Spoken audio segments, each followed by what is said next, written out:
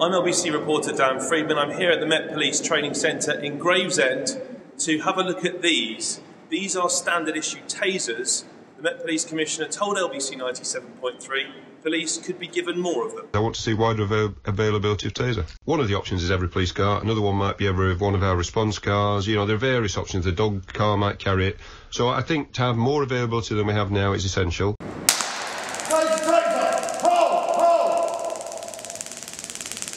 It works on two levels. We've got the physiological and the psychological level. On the psychological side of things, we can turn it on and red dot people. Now the red dot is simply a laser sighting device for us, but we actually draw people's attention to that. We can arc it, and when arcing it, we actually get an electric current that runs between the two probes on the front of the device itself. This is extremely visual and extremely audible as well. And again, we will draw people's attention to that fact. Once we've done that, we are then left with the physiological side of things, where we can actually fire it towards somebody or deploy it towards somebody. When we actually deploy it towards somebody, with the cartridge, we have two probes inside, which is attached to copper wire.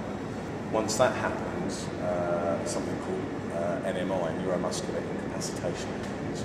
And what that actually does is that interrupts the messages from the brain to the muscles, and it makes the person freeze. We're about to see another scenario. Just talk us through what's going to happen.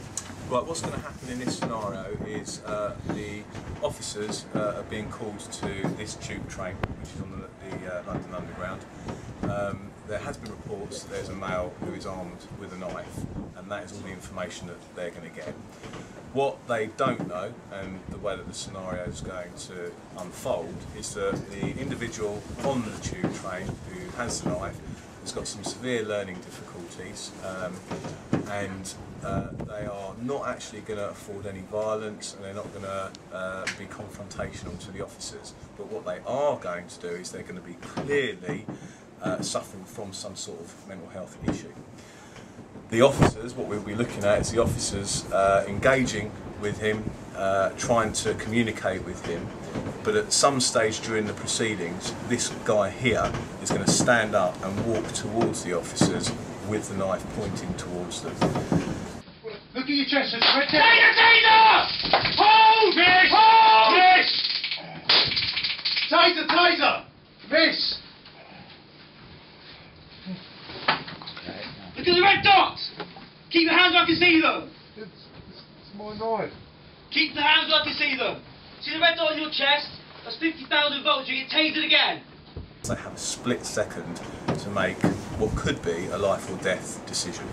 We've got lots and lots of examples where the use of a taser, even the carrying of a taser and it being shown to somebody who's very violent, has had a really useful effect, has brought about a very safe resolution of perhaps a very dangerous incident. Out of all the times that it is actually deployed operationally, it's actually only fired around about 10% of the time. So that can give your listeners the confidence that officers who are deploying with taser out on the streets, for 90% of the time, the actual mere presence of the taser, used in the red dot mode, for example, is enough to bring that violent situation to a swift conclusion without actually deploying it. So we've been given a detailed demonstration of how police going forward will use taser. It seems certainly that the Met are intent on giving the taser to more of their officers. The question is, will it be done safely? We've had some of those questions answered here today at the Gravesend Metropolitan Police Training Centre.